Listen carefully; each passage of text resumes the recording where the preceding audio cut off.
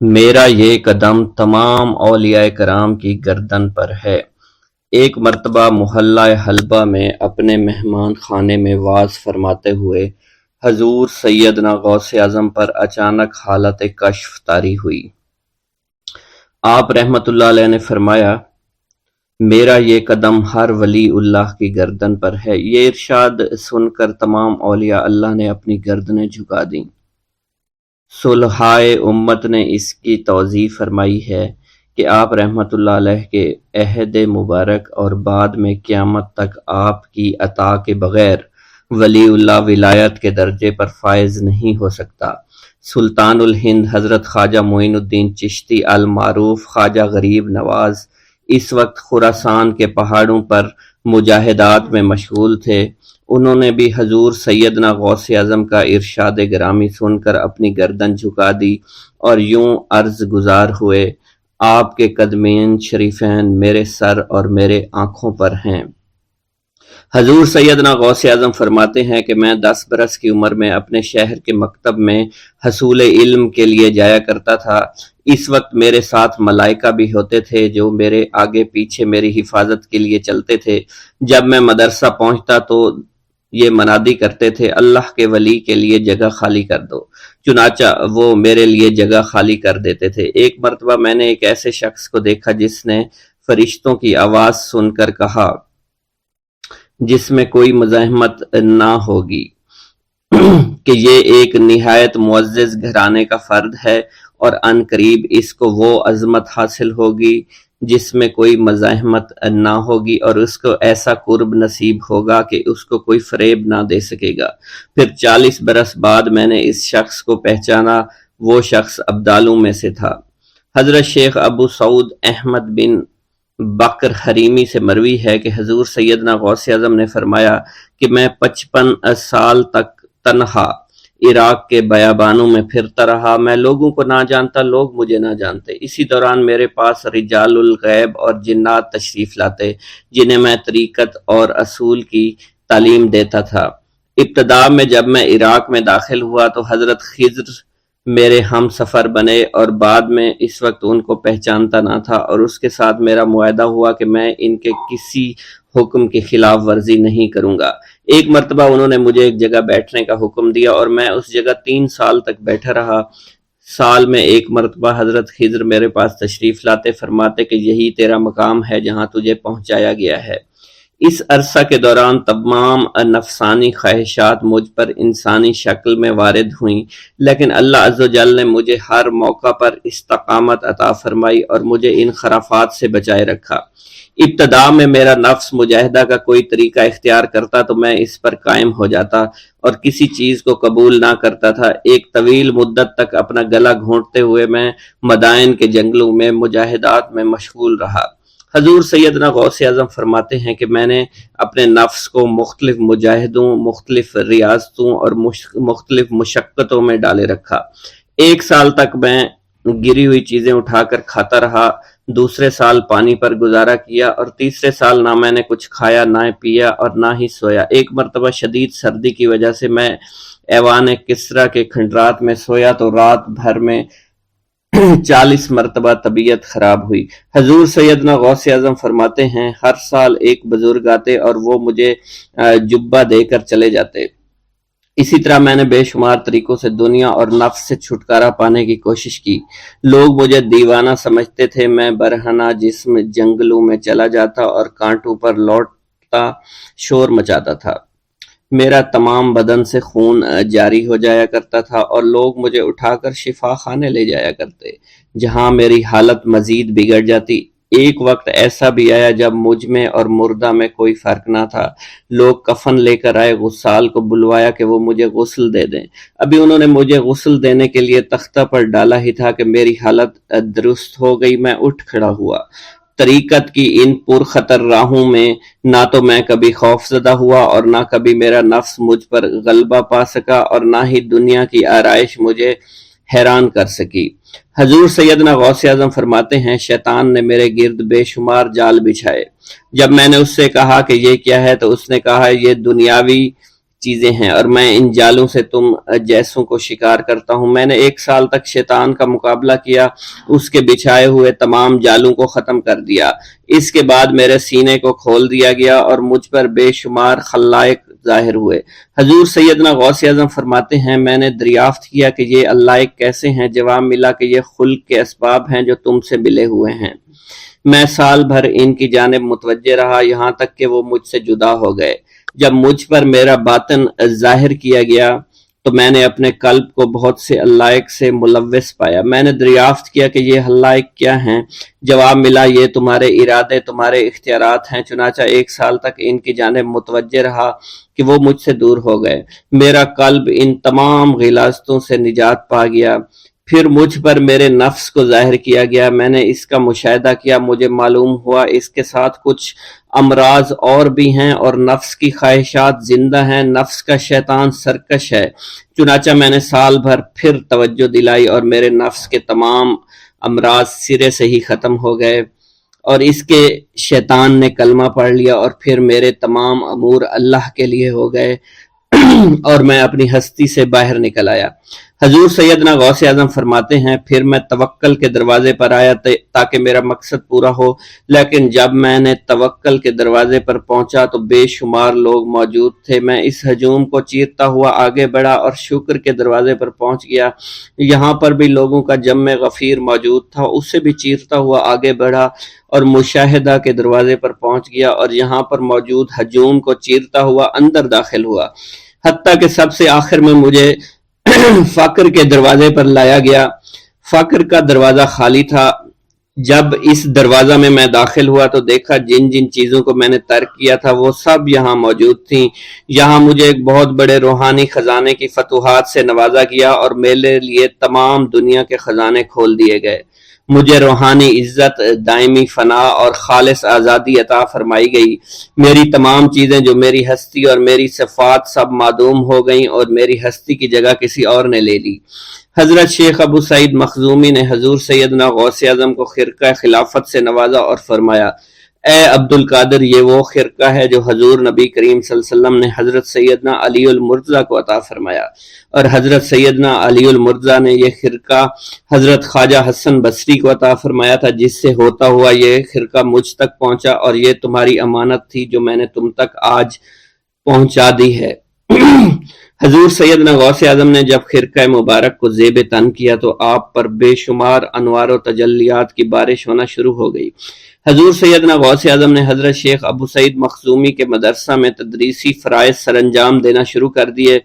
آپ کے لیے فی الحال تدریسی مصروفیات کے علاوہ کوئی کام نہ تھا۔ آپ کی شبانہ روز کی محنت سے آپ کے نام کا شعرہ کچھ ہی دنوں میں سارے بغداد میں پھیل گیا۔ طلبہ دور دراز کے علاقوں سے علم کے حصول کے لیے آنے لگے۔ طلبہ کی تعداد جب مزید بڑھنا شروع ہو گئی تو ارد گرد کے کئی مکانات کو خرید کر مدرسہ میں داخل کر لیا گیا۔ کتب سیر میں منقول ہے کہ 528 ہجری میں آپ مدرسہ نظامیہ کی وسیع عمارت تعمیر فرما چکے تھے۔ اس مدرسہ کی تعمیر میں آپ نے بحیثیت مزدور بھی حصہ لیا تھا۔ حضرت شیخ ابو الخشاب سے مروی ہے کہ میں جوانی میں جب علم نحو پڑھ رہا تھا تو لوگوں نے مجھے حضور سیدنا غوث اعظم کے پاس جانے کا مشورہ دیا، اور اس کی وجہ سے مجھے بھی اشتیاق ہوا کہ میں آپ کا واز سنوں۔ ایک مرتبہ کچھ لوگوں کے ہمراہ آپ کی مجلس میں دوستوں کے ہمراہ حاضر ہوا۔ آپ نے میری جانب توجہ کرتے ہوئے فرمایا ہماری صحبت اختیار کر لو۔ چنانچہ میں نے آپ کے فرمان کے مطابق آپ کی صحبت کو اختیار کر لیا۔ آپ نے مجھے علم نحو کے علاوہ علوم عقلیہ اور تقلد حاصل کیے جس سے مجھے کوئی واقفیت پہلے نہیں تھی۔ 1 سال کے عرصہ میں آپ کی نظر کرم سے میں نے وہ علوم حاصل کر لیے جو گزشتہ اتنی عمر گزارنے کے باوجود بھی مجھے حاصل نہیں ہوئے تھے۔ منقول ہے حضرت شیخ بقا بن بطو، شیخ علی بن ہیتی اور شیخ کیلوی جب حضور سیدنا غوث اعظم کے مدرسہ میں آتے تو جھاڑو دیا کرتے تھے اور چھڑکاؤ کرتے تھے، لیکن آپ کی اجازت کے بغیر کبھی اندر داخل نہ ہوتے تھے۔ اجازت ملنے کے بعد آپ حضرات اندر داخل ہوتے اور اجازت ملنے پر ہی بیٹھتے تھے۔ آپ سے امان طلب کرتے اور امان مل جانے کے بعد مؤدب ہو کر بیٹھ جاتے۔ جس وقت آپ کہیں جانے کا ارادہ کرتے تو یہ حضرات سواری کے ہمراہ چلتے۔ آپ انہیں اس فعل سے منع فرمایا کرتے تھے اور کہتے تھے کہ ہمیں آپ کے ذریعے قرب الہی حاصل ہوا ہے۔ حضرت شیخ محمد قائل الادنیٰ سے مروی ہے کہ ایک مرتبہ حضور سیدنا غوث اعظم سے دریافت کیا گیا کہ آپ کی بزرگی اور عظمت کا راز کیا ہے؟ آپ نے فرمایا کہ میں کبھی جھوٹ نہیں بولتا اور کبھی کسی سے کذب بیانی نہیں کرتا۔ بسم اللہ الرحمن الرحیم۔ السلام علیکم۔ حضور سیدنا غوث اعظم فرماتے ہیں، میں 10 برس کی عمر میں اپنے شہر کے مکتب میں حصول علم کے لیے جایا کرتا تھا۔ اس وقت میرے ساتھ ملائکہ بھی ہوتے تھے جو میرے آگے پیچھے میری حفاظت کی غرض سے چلتے تھے۔ جب میں مدرسہ پہنچتا تھا تو وہ بار بار منادی کرتے تھے، اللہ کے ولی کے لیے جگہ خالی کر دو، چنانچہ وہ میرے لیے جگہ خالی کر دیتے تھے۔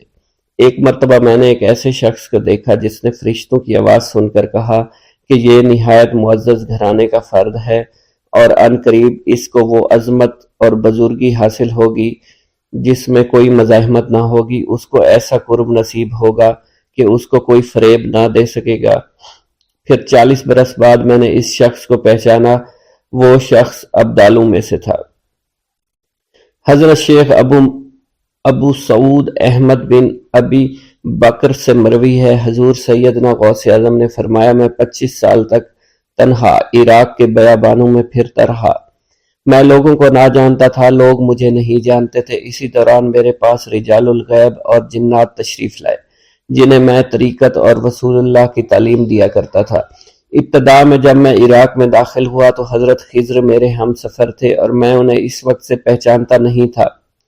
ان کے ساتھ میرا معاہدہ ہوا کہ میں ان کے کسی حکم کی خلاف ورزی نہیں کروں گا۔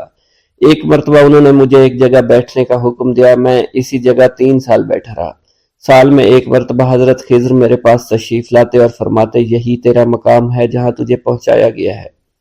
اس عرصہ کے دوران تمام نفسانی خواہشات مجھ پر انسانی شکل میں وارد ہوئیں، لیکن اللہ نے مجھے ہر موقع پر استقامت عطا فرمائی اور مجھے ان خرافات سے بچائے رکھا۔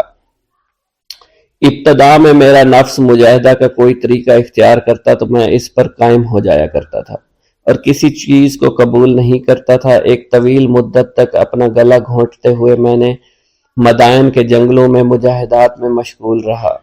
حضور سیدنا غوث اعظم فرماتے ہیں، میں نے اپنے نفس کو مختلف مجاہدوں اور ریاستوں اور مشقتوں میں ڈالے رکھا۔ 1 سال تک میں گری ہوئی چیزیں اٹھا کر کھاتا رہا، اسی دوسرے سال میں صرف پانی پر گزارا کرتا رہا اور تیسرے سال میں نے کچھ نہ کھایا اور نہ پیا نہ ہی سویا۔ ایک مرتبہ شدید سردی کی وجہ سے میں ایوان کسریٰ کے کھنڈرات میں سویا تو رات بھر میں 40 مرتبہ احتلام ہوا۔ میں نے ہر مرتبہ دریائے دجلہ پر جا کر غسل فرمایا، پھر نیند کے خوف سے محل کے اوپر ایک ویران جگہ پر چڑھ گیا اور وہاں 2 سال تک قیام کیا، حتیٰ کہ سردی کے سوا کوئی شے کھانے کو میسر نہیں تھی۔ حضور سیدنا غوث اعظم فرماتے ہیں، ہر سال ایک بزرگ آتے اور وہ مجھے اونی جبہ دے کر چلے جاتے۔ اسی طرح میں نے بے شمار طریقوں سے دنیا اور نفس سے چھٹکارا حاصل کرنے کی کوشش کی۔ لوگ مجھے دیوانہ سمجھتے تھے، میں برہنہ جسم جنگلوں میں چلا جاتا، کانٹوں پر لوٹا شور مچایا کرتا، میرے تمام بدن سے خون جاری ہو جایا کرتا۔ لوگ مجھے اٹھا کر شفا خانے لے جایا کرتے جہاں میری حالت مزید بگڑ جایا کرتی۔ ایک وقت ایسا آیا جب مجھ میں اور مردہ میں کوئی فرق نہ تھا۔ لوگ کفن لے آئے اور غسال کو بلوایا کہ وہ مجھے غسل دے۔ ابھی انہوں نے مجھے غسل دینے کے لیے ایک تختہ پر لٹایا، میری حالت درست ہو گئی، میں اٹھ کھڑا ہوا۔ طریقت کی ان پرخطر راہوں میں نہ تو میں کبھی خوف زدہ ہوا، نہ کبھی میرا نفس مجھ پر غالب پا سکا اور نہ ہی دنیا کی آسائش مجھے حیران کر سکی۔ حضور سید غوث اعظم فرماتے ہیں، شیطان نے میرے گرد بے شمار جال بچھائے۔ جب میں نے ان سے کہا یہ کیا ہے، اس نے کہا یہ دنیاوی آلائشیں ہیں اور میں ان جالوں میں سے تم لوگوں کا شکار کیا کرتا ہوں۔ میں نے 1 سال تک شیطان کا مقابلہ کیا، اس کے بچھائے ہوئے تمام جالوں کو ختم کیا۔ اس کے بعد میرے سینے کو کھول دیا گیا اور مجھ پر بے شمار خلائق ظاہر ہوئے۔ حضور سیدنا غوث اعظم فرماتے ہیں، میں نے دریافت کیا کہ یہ اللہ ایک کیسے ہے؟ جواب ملا، یہ خلق کے اسباب ہیں جو تم سے ملے ہوئے ہیں۔ میں سال بھر ان کی جانب متوجہ رہا، یہاں تک کہ وہ مجھ سے جدا ہو گئے۔ جب مجھ پر باطن ظاہر ہوا تو میں اپنے قلب کو بہت سے علائق سے ملوث پایا۔ میں نے دریافت کیا یہ علائق کیا ہیں؟ جواب ملا یہ تمہارے ارادے، تمہارے اختیارات ہیں۔ چنانچہ 1 سال تک ان کی جانب متوجہ رہا، یہاں تک کہ وہ سب علائق مجھ سے دور ہو گئے اور میرا قلب ان غلاظتوں سے نجات پا گیا۔ حضور سیدنا غوث اعظم فرماتے ہیں پھر میں نے توکل کے دروازے پر آیا میرا مقصد پورا ہو، لیکن جب میں توکل کے دروازے پر پہنچا بے شمار لوگ وہاں موجود تھے۔ میں ہجوم کو چیرتا بڑھا اور شکر کے دروازے پر پہنچ گیا، یہاں بھی لوگوں کا جمع غفیر موجود تھا، اسے بھی چیرتا آگے بڑھا اور مشاہدہ کے دروازے پر پہنچ گیا، یہاں پر موجود ہجوم کو بھی چیرتا ہوا اندر داخل ہوا، حتیٰ کہ سب سے آخر میں مجھے فقر کے دروازے پر لا دیا گیا۔ فقر کا دروازہ خالی تھا۔ جب میں اس دروازے میں داخل ہوا تو دیکھا جن جن چیزوں کو میں نے ترک کیا تھا وہ سب یہاں موجود تھی۔ یہاں مجھے ایک بہت بڑے روحانی خزانے کی فتوحات سے نوازا گیا، میرے لیے تمام دنیا کے خزانے کھول دیے گئے، مجھے روحانی عزت، دائمی غنا اور خالص آزادی عطا فرمائی گئی۔ میری تمام چیزیں جو میری ہستی اور میری صفات سب معدوم ہو گئی تھی، وہ میری ہستی کی جگہ کسی اور نے لے لی تھی۔ حضرت شیخ ابو سعید مخزومی نے حضور سیدنا غوث اعظم کو خرقہ خلافت سے نوازا اور فرمایا اے عبد القادر، یہ وہ خرقہ ہے جو حضور نبی کریم صلی اللہ علیہ وسلم نے سیدنا علی المرتضیٰ کو عطا فرمایا۔ سیدنا علی المرتضیٰ نے یہ خرقہ خواجہ حسن بصری کو عطا فرمایا، جس سے ہوتا ہوا یہ مجھ تک پہنچا، اور یہ تمہاری امانت تھی جو میں نے تم تک پہنچا دی۔ حضور سیدنا غوث اعظم نے جب خرقہ مبارک کو زیب تن کیا تو آپ پر بے شمار انوار و تجلیات کی بارش ہونا شروع ہو گئی۔ بسم اللہ الرحمن الرحیم۔ ناظرین گرامی، روایت میں آتا ہے کہ قطب الاقطاب حضرت شیخ عبد القادر جیلانی الحسنی والحسینی الجیلانی، حضرت غوث اعظم شیخ عبد القادر جیلانی رحمۃ اللہ علیہ جب نماز ادا کرتے تو بہت زار و قطار رویا کرتے، یعنی گریہ زاری کیا کرتے تھے۔ روتے روتے آپ کی ہچکی بن جایا کرتی تھی۔ جب آپ رحمۃ اللہ علیہ مسجد میں اپنے مریدین اور شاگردوں کے ساتھ باجماعت نماز پڑھتے، اللہ پاک کی محبت اور عشق میں اتنے ڈوب کر عبادت کرتے کہ ان کے شاگرد آپ کی رقت آمیزی کو دیکھ کر، یعنی رونے کے انداز کو دیکھتے اور کہتے اگر اصل نماز دیکھنی ہے تو غوث پاک کی نماز کو دیکھا جائے۔ تو ایک بار کا ذکر ہے کہ آپ رحمۃ اللہ علیہ عراق کی مسجد میں سے باجماعت نماز پڑھ کر باہر نکلے، آپ کے مریدین بھی آپ کے ساتھ تھے۔ آپ نے دیکھا کہ اسی محلے میں کچھ بچے اخروٹ کے ساتھ کھیل رہے ہیں۔ آپ بچوں سے بہت پیار کیا کرتے تھے، گویا کہ خود بچپن میں کبھی بچوں کی طرح کھیل کود نہیں کر سکے، لیکن بچوں کو دیکھ کر آپ مسکراتے تھے۔ آپ آگے بڑھنے لگے اور مریدین کی بڑی جماعت بھی آپ کے ساتھ تھی۔ ابھی آپ زیادہ دور نہیں گئے تھے کہ ان بچوں نے ایک دوسرے کے کان میں کچھ بولنا شروع کر دیا اور اشارے میں باتیں کرنے لگے کہ کیا خیال ہے کہ جو بابا جی سب سے نمایاں ہیں، نورانی چمکتے ہوئے چہرے والے ہیں، سب سے آگے چل رہے ہیں، ان کو بولا جائے جو فرمائش ہمیں کرنی ہے ان سے کر دیں، کیا یہ ہمیں ڈانٹیں گے تو نہیں؟ تو کچھ سمجھدار بچے ہم زبان ہوئے اور کہا نہیں نہیں، یہ جو بابا ہے نا بہت اچھے ہیں، ان سے جو کچھ کہو گے انہوں نے وہ ہماری بات پوری کرنی ہے، ہم ان سے ایک میٹھی اور لذیذ چیز آج منگواتے ہیں۔ تو ان میں سے ایک بچہ جو سب سے بڑا تھا پاس آیا اور کہا بابا میری بات سنیں۔ آپ نے بہت پیار اور شفقت سے اس کے سر پر ہاتھ رکھا اور کہا بیٹا کہو۔ اس نے کہا کہ میرا دل کر رہا ہے کہ میں آپ سے کچھ مانگوں۔ آپ نے فرمایا کہ کہو بیٹا کیا چاہتے ہو؟ وہ کہنے لگا کہ مجھے آپ اس فلاں جلیبی والے سے جلیبی لا کر دے سکتے ہیں، میرا کھانے کا بہت دل کر رہا ہے۔ میں چلا جاتا لیکن بابا میری باری آنے والی ہے، جب تک میں جلیبی لے کر وہاں آؤں گا میری باری چلی جائے گی۔ آپ رحمت اللہ علیہ کے وہاں کے مشہور بزرگ بڑے سردار لوگ ہیں، آپ کے خادمین آپ کے نوکر بننے کے لیے جان کی بازی لگانے کو تیار رہتے ہیں۔ ادھر وہ بچے آپ کے رتبے کو بھی دیکھ رہے تھے اور یہ بھی دیکھ رہے تھے کہ آپ کون سی شخصیت ہے، لیکن پھر بھی اتنے سارے لوگوں کو چھوڑ کر آپ سے وہ بچہ کہتا ہے کہ بابا مجھے جلیبی لا کر دے دیں۔ بابا جی نے کہا کہ ٹھیک ہے میں لا کر دے دیتا ہوں۔ آپ کا ایک مرید آپ کے پاس آیا اور کہا حضرت آپ کیوں اس بات پر توجہ دے رہے ہیں، آپ اس بچے کی فرمائش پر جلیبی لا رہے ہیں؟ حضرت آپ پر میری جان قربان ہو، میں اس بچے کو جلیبی لا کر دے دیتا ہوں۔ آپ رحمت اللہ علیہ نے اسے اپنے ہاتھ کے اشارے سے منع فرمایا اور کہا اس نے مجھ سے کہا ہے نا تو میں ہی اس کی خواہش کو پورا کروں گا۔ پھر آپ رحمت اللہ علیہ اس جلیبی والے کے پاس تشریف لے گئے اور جلیبی والا کچھ دیر پہلے اداس بیٹھا ہوا تھا۔ آپ رحمت اللہ علیہ اس کی دکان میں تشریف لے گئے تو وہ خوشی خوشی سے جھومنے لگا۔ آپ رحمت اللہ علیہ نے اس جلیبی والے سے جلیبی لی، اس نے خوشی خوشی آپ رحمت اللہ علیہ کے ہاتھوں میں جلیبی تھما دی۔ وہ آدمی لگ بھگ 70 سال کا تھا، اس بڑھاپے میں بھی وہ کام کرنے پر مجبور تھا۔ اس کی آنکھوں میں آپ رحمت اللہ علیہ کو دیکھ کر آنکھوں سے آنسو آ گئے۔ اس نے روتے ہوئے کہا اللہ کا لاکھ لاکھ شکر ہے، اس نے میری دعا سن لی۔ آپ نے میری دکان میں قدم رکھے تو کئی دنوں سے آپ کے انتظار میں یہاں بیٹھا ہوا تھا۔ میں جانتا تھا کہ آپ ضرور میری دکان پر تشریف لائیں گے۔ آپ رحمت اللہ علیہ نے فرمایا تمہیں کیسے پتا تھا کہ میں تمہاری دکان پر آؤں گا؟ وہ کہنے لگا کہ حضرت عرصہ ہوا ہے، کئی مہینوں سے میرا کاروبار نہیں چل رہا تھا، میرا کاروبار دن بدن ٹھپ ہوتا جا رہا تھا، فاقوں تک کی نوبت آ گئی تھی۔ مجھے اپنی فکر نہیں تھی لیکن اپنے چھوٹے چھوٹے بچوں کی تھی۔ اس بڑھاپے میں اللہ تعالیٰ نے اولاد تو دی لیکن ان کو پالنے کا کوئی بندوبست نہیں ہو رہا تھا۔ میں نے اپنی اس پریشانی کا ذکر کسی سے کیا تو اس نے کہا کہ عراق کے ایک شہر میں چلے جاؤ، وہاں پر کوئی ایک فقیر ہے، اس سے دعا کراؤ، وہ جس کے لیے دعا کرتے ہیں اس کا کام بن جاتا ہے۔ میں اتنا پریشان تھا کہ اس آدمی کے کہنے پر اس فقیر سے ملنے چلا گیا۔ اس کی تلاش کر کے میں نے اس سے کہا تم میرے لیے دعا کرو تاکہ میرے کاروبار میں ترقی ہو جائے اور میرے رزق میں برکت ہو جائے اور تنگ دستی دور ہو جائے تاکہ میں بیوی بچوں کا پیٹ پال سکوں۔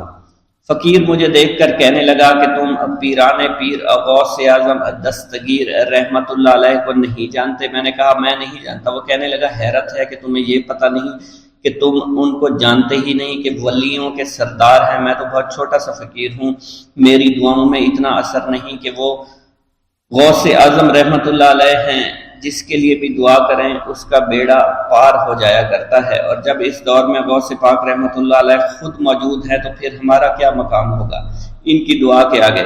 ہماری دعا کچھ بھی نہیں ہے۔ میں نے کہا اگر یہ بات ہے کہ آپ سے بڑا کوئی بزرگ ہے تو مجھے بتائیے کہ غوث پاک رحمت اللہ علیہ مجھے کہاں ملیں گے اور میں کہاں جاؤں ان سے ملنے کے لیے؟ وہ کہنے لگا کہ وہ جیلان میں ہیں، تم ادھر جاؤ، ہماری کیا جرت کہ آپ کے لیے دعا کریں۔ آپ رحمت اللہ علیہ جس کے لیے بھی دعا فرماتے ہیں اس کا بیڑا پار ہو جاتا ہے اور اس کو کہیں بول جانے کی ضرورت نہیں ہوتی۔ حضور جب اس فقیر نے مجھے یہ بات کہی تو فوراً جیلان شریف میں آ گیا اور یہاں پر میں نے آپ کی تلاش شروع کی۔ آج دیکھیے آپ خود بخود میری دکان پر تشریف لائے ہیں۔ اب دیکھیے کہ آپ کے آنے سے کیسا نور میری دکان میں آ گیا ہے۔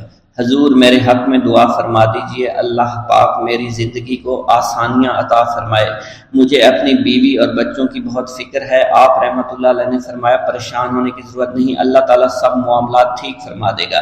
یہ کہہ کر آپ تشریف لے گئے، اس بچے کے پاس آئے اور اس کے ہاتھ میں جلیبی تھما دی۔ ابھی وہاں سے جانے والے تھے، دوسرا بچہ آیا، اس نے کہا کہ بابا آپ نے اس سے تو جلیبی لا کر دی ہے، مجھے بھی لا کر دیں۔ آپ نے اس سے بھی تسلی دی اور کہا میں تمہیں بھی جلیبی لا کر دے دیتا ہوں بیٹا۔ یہ دیکھ کر مریدین بہت غصہ ہونے لگے اور کہا کہ حضور ہم اس بچے کو جلیبی لا کر دے دیتے ہیں، آپ کیوں زحمت کرتے ہیں؟ لیکن آپ نے فرمایا نہیں، یہ بچے مجھ سے کہہ رہے ہیں نا، میں ان کا نہیں ٹال سکتا۔ حضور آپ بہت مصروف شخصیت ہے، کیوں ان چھوٹے بچوں کی باتیں سن رہے ہیں؟ آپ نے ہاتھ کے اشارے سے انہیں روکا اور فرمایا اللہ تعالیٰ نے ہمیں جس کام کے لیے چنا ہے بس وہ کام ہی ہم کر رہے ہیں، تم لوگ اللہ پاک کی حکمت کو نہیں سمجھ رہے۔ پھر آپ جتنی بار وہ بچے آپ کو بھیجتے رہے، آپ رحمت اللہ علیہ ان کے لیے جلیبیاں لاتے رہے، حتیٰ کہ آخری بچے کو بھی آپ نے جلیبی لا کر دے دی اور وہ مزے سے کھانے لگے۔ جلیبی کھانے کے بعد وہ آپ کو دعائیں کرنے لگے اور کہا آپ بہت اچھے انسان ہیں، جیسا کہ آپ کے بارے میں ہم نے سنا تھا آپ ویسے ہی ہیں، آپ اخلاق کے بہت عمدہ ہیں، آپ کی سخاوت کے بارے میں ہم نے جتنا سن رکھا تھا آپ اتنے ہی سخی ہیں، ہم آپ سے بہت خوش ہوئے۔ آپ رحمت اللہ علیہ مسکرائے، بچوں کی خوشی دیکھ کر آپ کو دلی اطمینان ملا۔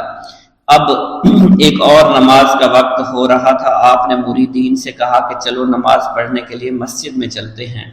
وہ سب مل کر مسجد میں چلے گئے اور اللہ کی عبادت میں مصروف ہو گئے۔ بھوک اللہ کے خزانوں میں سے ایک خزانہ ہے۔ حضرت شیخ ابو محمد فرماتے ہیں، ایک روز میں حضور سیدنا غوث اعظم کی خدمت میں ایسی حالت میں حاضر ہوا کہ فاقہ سے تھا، اور میرے اہل و عیال بھی کئی دنوں سے بھوکے تھے۔ میں نے آپ کی خدمت میں سلام عرض کیا تو آپ نے میری دلی کیفیت کو بھانپتے ہوئے فرمایا،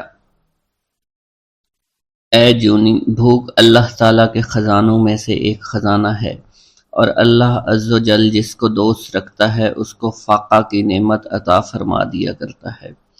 حضرت شیخ زین الدین فرماتے ہیں، ایک مرتبہ میں اور ایک میرا دوست حج کی ادائیگی کے بعد بغداد شریف آئے۔ بغداد شریف میں ہم کسی کو جانتے نہیں تھے اور ہمارے پاس صرف ایک قبضہ کمان تھی، جسے فروخت کر کے ہم نے کچھ چاول خریدے اور انہیں پکایا۔ ہم ان چاولوں سے سیر نہ ہو سکے اور نہ ہی ہمیں کوئی لطف محسوس ہوا۔ بعد ازاں ہم حضور سیدنا غوث اعظم کی محفل میں حاضر ہوئے تو آپ کچھ کلام فرما رہے تھے۔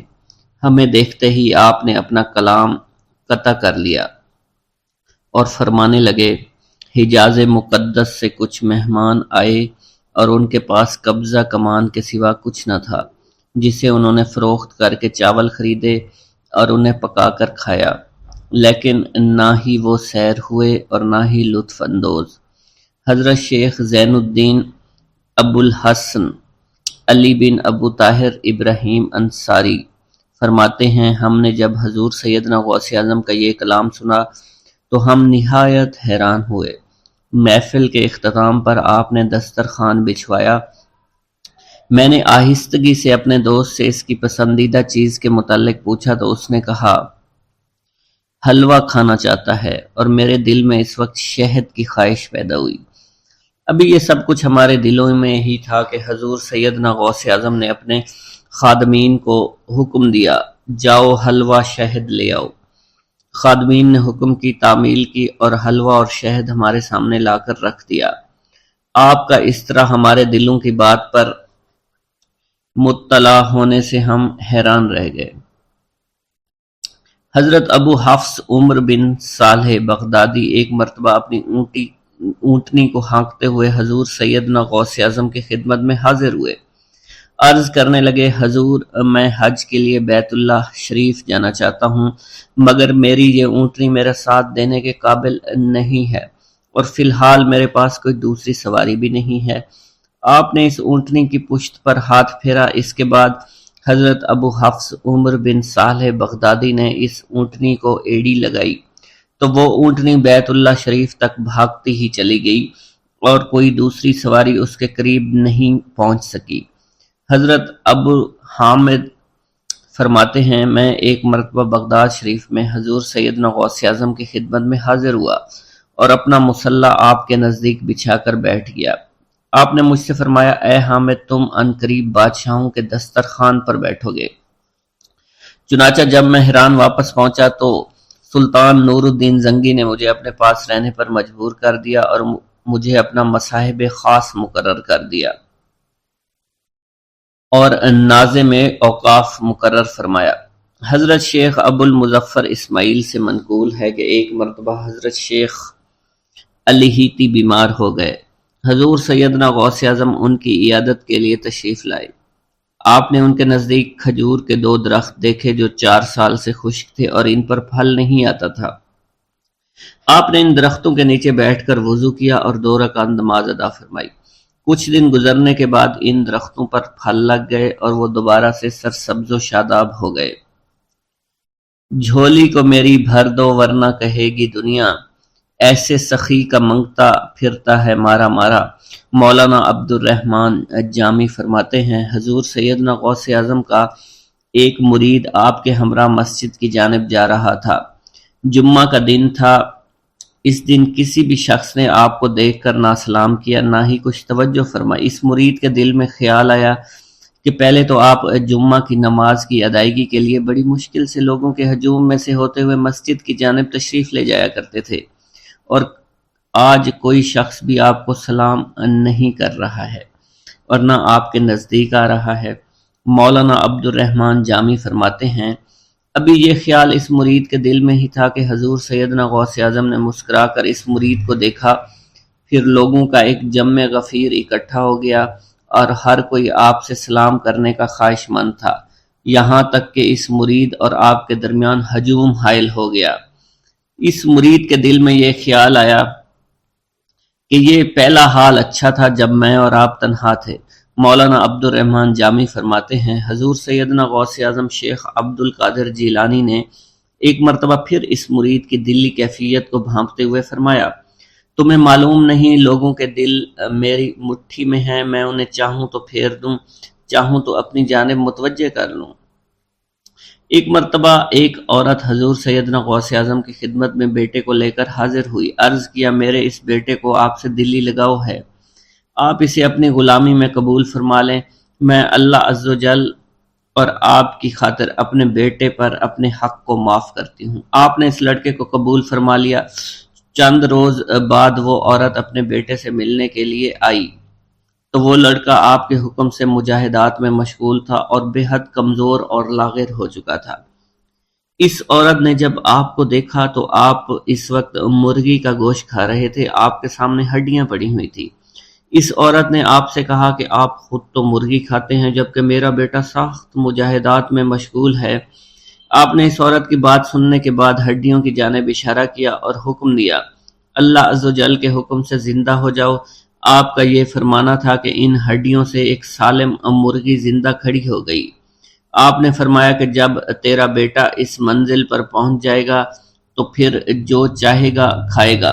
منقول ہے ایک مرتبہ حضور سیدنا غوث اعظم کو اللہ عز و جل کی جانب سے حکم ہوا کہ 700 مردوں اور 700 عورتوں کو واصل باللہ کریں۔ آپ نے اللہ کے اس فرمان کے مطابق مجمع عام میں نظر دوڑائی تو مجمع میں سے 700 مرد اور 700 عورتیں علیحدہ ہو گئیں۔ آپ نے ان پر نگاہ ولایت ڈالی تو وہ سب واصل اللہ ہو گئے۔ حضور سیدنا غوث اعظم مدینہ منورہ میں حضور نبی کریم کے روضہ مبارک پر حاضری دینے کے بعد باپیادہ بغداد شریف واپس تشریف لا رہے تھے۔ راستے میں ایک چور جو کہ ناکہ لگا کر کسی مسافر کا انتظار کر رہا تھا، اس نے آپ کو قریب آنے پر روک لیا۔ آپ نے اس چور سے دریافت کیا، تم کون ہو؟ اس نے کہا، دیہاتی ہوں۔ آپ کو بذریعہ کشف اس کی بدنیتی کی خبر ہو چکی تھی۔ اسی دوران اس چور کے دل میں خیال پیدا ہوا کہ یہ غوث اعظم ہوں گے۔ آپ نے اس کے دل کی بات کو بھانپتے ہوئے فرمایا کہ میں عبد القادر ہوں۔ چور نے جب آپ کی بات سنی فوراً قدموں میں گر پڑا اور معافی کا خواستگار ہوا۔ آپ کو اس کی حالت پر ترس آ گیا۔ آپ نے اللہ عز و جل کے حضور اس کے لیے دعا فرمائی تو ندائے غیبی سنائی دی، اے غوث، اس چور کو سیدھے راستہ دکھاتے ہوئے قطب بنا دو۔ آپ نے اس چور کی جانب نگاہ دوڑائی تو آپ کے فیض روحانی سے قطب کے درجے پر وہ فائز ہو گیا۔ حضرت شیخ ابو عباس خضر بن عبداللہ بن یحیی حسینی فرماتے ہیں، ایک مرتبہ میں نے خلیفہ ابو المظفر یوسف عباسی کو حضور سیدنا غوث اعظم شیخ عبد القادر جیلانی کی خدمت میں موجود پایا۔ اس نے آپ سے کسی کرامت کو دیکھنے کی درخواست کی اور کہا کہ اس سے میرا دل مطمئن ہو جائے گا۔ حضور سیدنا غوث اعظم حضرت سیدنا شیخ عبد القادر جیلانی نے خلیفہ سے پوچھا کہ تو کیا چاہتا ہے؟ اس نے کہا کہ ایک سیب، اور اس وقت عراق میں سیبوں کا موسم نہ تھا۔ آپ نے اپنے دست مبارک فضا میں بلند کیا اور دیکھتے ہی دیکھتے آپ کے ہاتھ میں 2 سیب آ گئے۔ آپ نے ایک سیب ابو المظفر کو دیا اور دوسرا خود رکھ لیا۔ ابو المظفر نے جب اپنا سیب چیرا تو اس میں سے کیڑا نکل آیا۔ اس نے جب اپنا سیب چیرا تو یہ اندر سے سفید تھا، اس میں سے کستوری کی خوشبو آ رہی تھی۔ ابو المظفر نے وجہ دریافت کی تو آپ نے فرمایا، اس سیب میں سے کیڑا اس وجہ سے نکلا کیونکہ اس سیب کو ظالم کا ہاتھ لگا ہوا تھا۔ حضرت شیخ ابو محمد سے مروی ہے، ایک مرتبہ میں حضور سیدنا غوث اعظم کی خدمت میں بغداد شریف حاضر ہوا۔ کچھ دنوں تک آپ کے ہاں قیام پذیر رہا اور روحانی فیوز و برکات سے مالا مال ہوا۔ بعد ازاں جب میں واپس اپنے ملک مصر روانہ ہونا لگا تو آپ نے مجھ سے فرمایا کہ کبھی کسی سے کوئی چیز مت مانگنا۔ پھر آپ نے اپنی انگشت شہادت میرے منہ میں ڈالی اور فرمایا کہ اسے اچھی طرح چوسو۔ چنانچہ میں نے آپ کے فرمان کے مطابق ایسا ہی کیا۔ جب میں آپ سے اجازت لینے کے بعد واپس اپنے ملک مصر روانہ ہوا تو بغداد شریف سے مصر تک کی طویل مسافت کے دوران مجھے کچھ بھوک محسوس نہیں ہوئی، اور میں جوں جوں آگے بڑھتا رہا اپنے جسم میں توانائی کو پہلے سے زیادہ پاتا۔ ایک عورت اپنے لڑکے کو لے کر محبوب سبحانی، قطب ربانی، غوث سمدانی، شیخ عبد القادر جیلانی کی بارگاہ پناہ میں لے کر آئی اور عرض کرنے لگی کہ حضور، یہ بچہ آپ سے بہت عقیدت رکھتا ہے، اس لیے میں اسے آپ کے حوالے کرتی ہوں، آپ اسے اپنی غلامی میں قبول فرما لیجئے۔ آپ نے اسے قبول فرما کر چند دن مجاہدات کا حکم دیا۔ ایک دن لڑکے کی ماں اسے ملنے کے لیے آئی تو بھوک اور بیداری کے سبب اسے بہت کمزور پایا اور جو کی روٹی کھاتے دیکھا۔ پھر وہ عورت آپ کی خدمت میں آئی تو آپ کے سامنے مرغی کے گوشت کی ہڈیاں دیکھیں اور فوراً وہ بول پڑی کہ خود تو مرغی کا گوشت کھا رہے ہیں، میرے لڑکے کو جو کی روٹی کھلا رہے ہیں۔ یہ بات سن کر آپ نے ان ہڈیوں پر ہاتھ رکھ کر فرمایا کہ اس اللہ کے حکم سے کھڑی ہو جا، تو بوسیدہ ہڈیاں زندہ ہو گئیں اور وہ مرغی بن گئی اور وہ فوراً کھڑی ہوئی اور بولنے لگی۔ ایک بزرگ جس کا نام محمد قائد الادانی رحمۃ اللہ علیہ ہے نے بیان کیا ہے کہ ایک دن حضرت شیخ عبد القادر جیلانی سرح نورانی وعظ فرما رہے تھے اور ہوا بہت تیز چل رہی تھی کہ ایک چیل چیختی ہوئی آپ کی مجلس پر سے گزری، جس سے حاضرین کی توجہ ہٹ گئی۔ آپ نے فرمایا، اے ہوا، اس چیل کا سر تن سے جدا کر دے۔ یہ فرمانا ہی تھا کہ چیل کا سر تن سے جدا ہو گیا۔ یہ دیکھ کر آپ ممبر سے اٹھے، چیل کو ایک ہاتھ میں پکڑ کر دوسرا ہاتھ اس پر پھیرا اور بسم اللہ الرحمن الرحیم پڑھا، اور چیل اللہ کے حکم سے زندہ ہو کر اڑ گئی اور لوگ اس منظر کو دیکھ کر بہت مضطرب ہو گئے۔ ایک شخص جس کا نام معمر جراح تھا بتاتے ہیں کہ ایک دن محبوب سبحانی قطب یزدانی شیخ عبد القادر جیلانی کی خدمت میں حاضر تھا۔ آپ کچھ تحریر فرما رہے تھے کہ مکان کی چھت سے مٹی گرنے لگی۔ دوبارہ دیکھا تو ایسا ہی ہوا۔ جب چوتھی بار ایسا ہوا تو آپ نے سر اٹھا کر اوپر دیکھا اور فرمایا کہ تیرا سر تن سے جدا ہو جائے۔ یہ فرمانے کی دیر تھی کہ ویسا ہی ہوا، اور اس نظر کو دیکھ کر نہایت لوگ جو ہے مضطرب ہوئے۔ میں نے عرض کیا، حضور آپ پریشان کیوں ہیں؟ آپ نے فرمایا، میں ڈرتا ہوں اگر مسلمان سے مجھے ایذا پہنچے تو اس کا بھی حال ایسے ہی ہوگا جیسے اس چوہے کا ہوا۔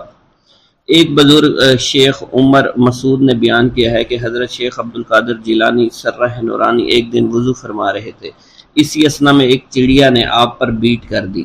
یہ چڑیا اسی وقت گرتے ہی مر گئی۔ اس وضو کے بعد اتنا حصہ کپڑا دھویا اور اتار کر مجھے دے دیا کہ اسے فروخت کر کے اس کی رقم غرباء میں تقسیم کر دو، یہ اس کا بدلہ ہے۔ ناظرین کرام، آپ کو بتاتے چلیں کہ شیخ ربانی حضرت شیخ عبد القادر جیلانی جو ہے بہت ہی قیمتی لباس زیب تن کیا کرتے تھے۔ یہ لباس جو ہے ریشم کے تاروں سے بنا ہوتا تھا اور بہت زیادہ قیمتی ہوتا تھا۔ جب اس واقعہ کے بعد اس لباس کو بازار میں تقسیم کیا گیا تو اس کے بہت زیادہ رقم وصول ہوئی جو کہ غرباء میں تقسیم کر دی گئی۔ ایک بزرگ شیخ عبد القادر جیلانی رحمۃ اللہ علیہ کی خدمت میں حاضر ہو کر عرض کرنے لگے کہ حضور، میرے بچے کو 1.25 سال سے بخار کا عارضہ ہے، جو بڑھتا ہے نہ ہی گھٹتا ہے۔ آپ نے فرمایا، تم اس بچے کے کان میں جا کر اس طرح کہہ دو، بخار دور ہو جائے گا کہ اے بخار، تجھے عبد القادر کہتا ہے کہ میرے بچے کو چھوڑ دو۔ آپ نے ایسا ہی کیا، بخار فوراً بچے کو چھوڑ کر وہاں سے چلا گیا اور اہل محلہ جو ہے وہ باقی لوگ بخار میں مبتلا ہو گئے۔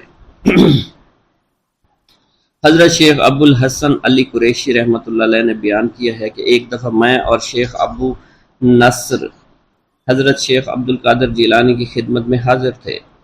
ابو غالب فضل نامی ایک تاجر آیا اور کہنے لگا کہ حضور آپ کی دعوت کرنا چاہتا ہوں، قبول فرمائیے۔ آپ نے دعوت کو قبول فرما لیا اور خچر پر سوار ہو کر ابو غالب کے مکان پر تشریف لے گئے۔ وہاں بغداد کے کثیر التعداد علماء اور مشائخ موجود تھے۔ ابو غالب نے دسترخوان بچھایا اور قسم قسم کے کھانے رکھنے لگے۔ ایک بہت بڑا مٹکا بھی ساتھ لا کر رکھ دیا۔ محبوب سبحانی سر جھکا کے بیٹھے ہوئے تھے۔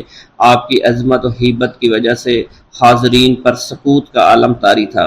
آپ نے شیخ علی کو اشارہ فرمایا کہ اس مٹکے کو لا کر میرے پاس رکھ دو، اور ساتھ ہی مٹکے کو کھولنے کا حکم بھی صادر فرمایا۔ کھولا تو دیکھا کہ اس میں ایک مفلوج الحال نابینا لڑکا تھا۔ آپ نے لڑکے سے فرمایا اللہ کے حکم سے تندرست ہو کر اٹھ کر کھڑا ہو جا۔ اسی وقت لڑکا بالکل تندرست ہو کر دوڑنے لگا۔ یہ دیکھ کر حاضرین عالم اضطراب میں ڈوب گئے اور چاروں طرف شور برپا ہو گیا۔ پھر آپ بغیر کھانا کھائے واپس تشریف لے آئے۔ ایک دن حضور غوث الثقلین شیخ ابو الحسن کی بیمار پرسی کے لیے ان کے گھر تشریف لائے۔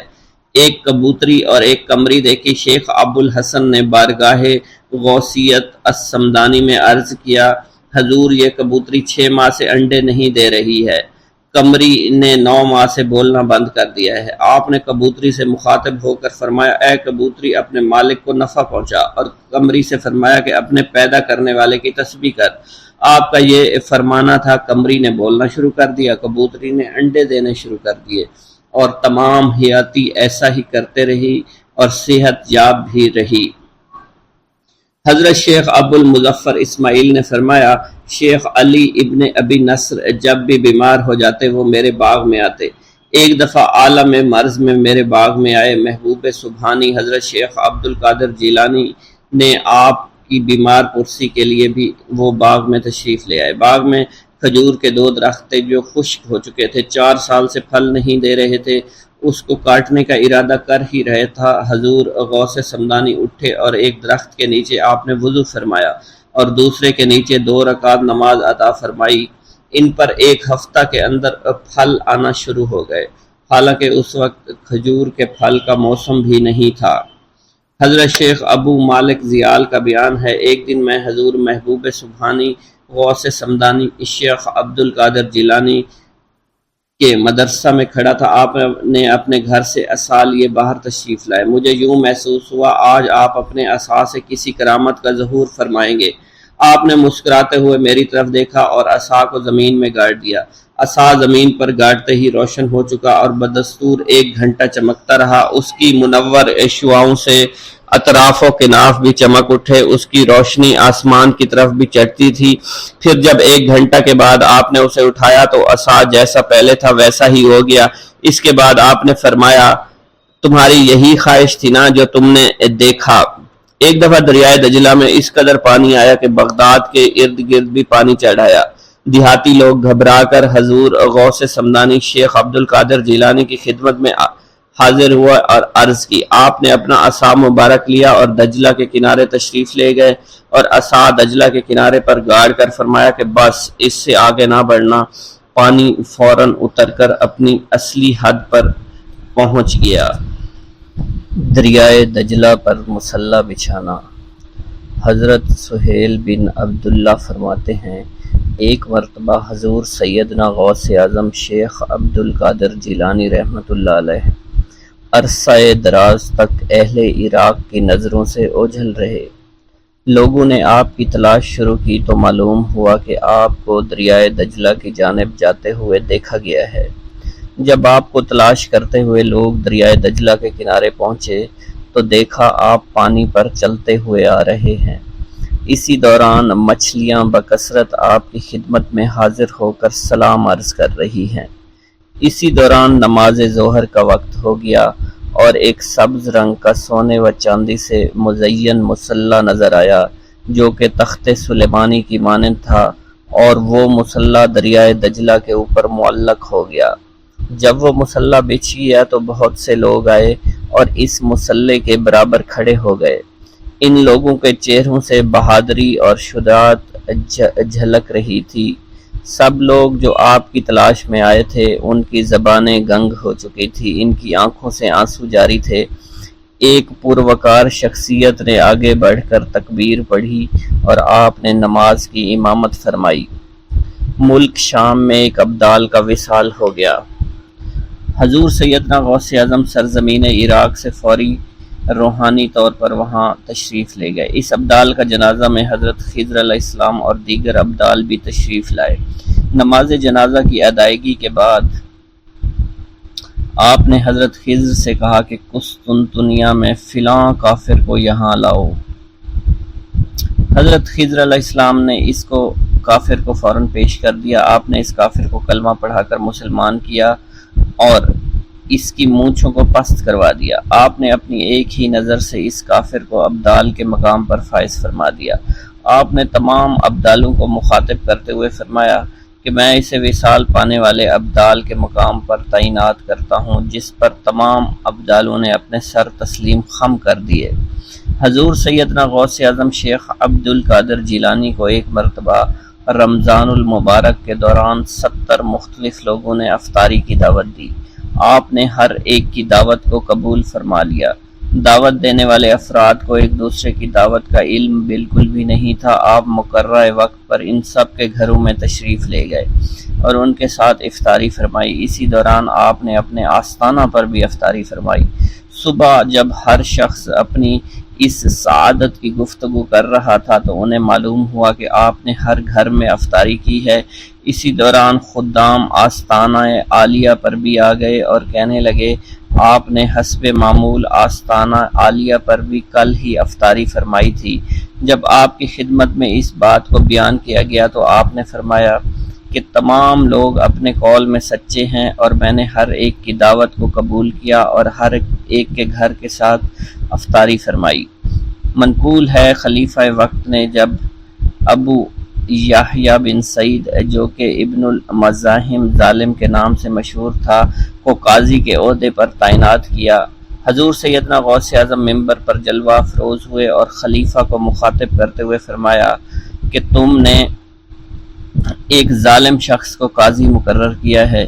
کل جب تم اللہ تعالیٰ کی بارگاہ میں حاضر ہوگے تو اس وقت کیا جواب دو گے؟ خلیفہ کو جب آپ کی اس خطاب کی خبر ہوئی تو وہ کانپ اٹھا، رونا شروع کر دیا۔ اس نے فوراً ابو یحییٰ کو قاضی القضاء کے عہدے سے معزول کر دیا۔ حضرت شیخ ابو عباس خضر حسین فرماتے ہیں ایک رات ہم سب حضور سیدنا غوث اعظم کی خدمت میں حاضر تھے۔ خلیفہ وقت حاضر ہوا اور آپ کی خدمت میں سلام کرنے کے بعد مؤدب ہو کر وہ بیٹھ گیا۔ اس نے آپ کی خدمت میں 10 تھیلیاں دیناروں سے بھری ہوئی پیش کرنا چاہییں، لیکن آپ نے انہیں قبول کرنے سے انکار کر دیا۔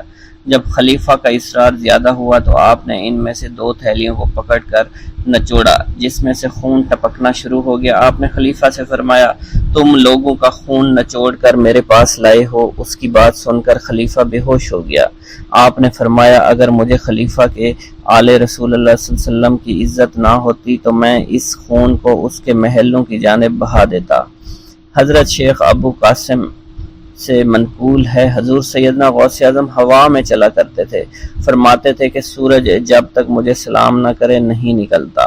ہر سال میرے پاس آ کر مجھے سلام کرتا ہے اور بتاتا ہے کہ مجھ میں فلاں فلاں واقعات ہوں گے۔ اسی طرح مہینہ، ہفتہ اور دن مجھے سلام کرنے کے لیے آتے ہیں اور بتاتے ہیں کہ ہم فلاں فلاں امر وقوع پذیر ہوں گے۔ مجھے اپنے رب کی قسم لوح محفوظ میں نیک و بد میری آنکھوں کے سامنے پیش کیا جاتا ہے۔ میں مشاہدہ خداوندی اور علم خداوندی کے سمندروں میں غوطہ زن رہتا ہوں۔ میں تم سب پر حجت اللہ ہوں۔ میں روح زمین پر رسول اللہ صلی اللہ علیہ وسلم کا نائب اور وارث ہوں۔ شیخ المشائخ حضرت ابو قاسم خلف سے منقول ہے فرماتے ہیں حضرت ابو عمرو عثمان بن اسماعیل نے مجھے 905 ہجری میں بغداد بھیجا تاکہ میں ان کے لیے حضرت امام احمد بن حنبل کی کتاب مسند امام احمد کا نسخہ لا سکوں۔ جب میں بغداد شریف آیا میں نے لوگوں کو حضور سیدنا غوث اعظم کی جانب مائل دیکھا۔ مجھے معلوم ہوا کہ آپ جو کہتے وہ وقوع پذیر ہو جاتا۔ دفتن میرے دل میں یہ خیال آیا کہ یہ اگر میرے دل کی بات بتا دیں تو میں ان کی ولایت کا قائل ہو جاؤں گا۔ چنانچہ میں نے خلاف عادت بات سوچی کہ جب میں ان کے پاس جاؤں سلام کروں تو یہ میرے سلام کا جواب نہ دیں، مجھ سے منہ پھیر کر اپنے خدام سے کہیں کہ اس آنے والے کو ایک چھوارے کا ٹکڑا اور شہد کا ایک دانگ لاؤ، اور جب یہ دونوں چیزیں آ جائیں تو آپ مجھے کلہ پہنائیں اور میرے سلام کا جواب دیں۔ حضرت ابو قاسم فرماتے ہیں یہ سب دل میں سوچتے ہوئے میں ان کے پاس جا پہنچا۔ میں نے آپ کو سلام کیا، آپ نے میرے سلام کا جواب دینے کی بجائے منہ پھیر لیا۔ اپنے خادم سے کہا جاؤ چھوارے کا ٹکڑا اور شہد کا دانگ لاؤ جو دانہ بھر سے زیادہ نہ ہو۔ اللہ عز و جل کی قسم آپ نے وہی الفاظ دہرائے جو میرے دل میں تھے۔ پھر جب خادم وہ چیزیں لے آیا تو آپ نے میرے سامنے پیش کی اور مجھے کلاه پہنانے کے بعد میرے سلام کا جواب دیا اور فرمایا اے خلف تو یہی چاہتا تھا۔ حضرت ابو قاسم خلف بن عیاش شافعی فرماتے ہیں میں دل سے آپ کی عظمت کا قائل ہو گیا، آپ کی خدمت میں رہ کر احادیث کا علم حاصل کیا۔